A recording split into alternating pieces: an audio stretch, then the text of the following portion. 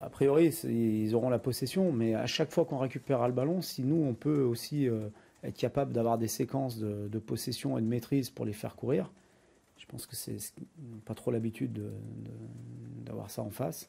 Ça peut être important et intéressant.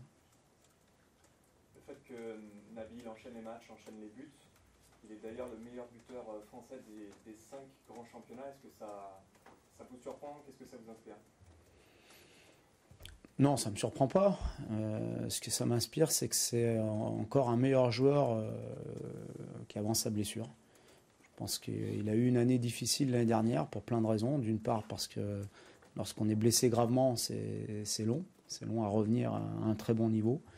Et je pense qu'il a fait beaucoup d'efforts. Il a franchi beaucoup de paliers au niveau mental, au niveau de son investissement en dehors du terrain aussi, qui fait qu'il est très bien aujourd'hui. On le voit joyeux, on le voit heureux de nouveau de jouer au football, de s'exprimer avec ses qualités, avec son talent.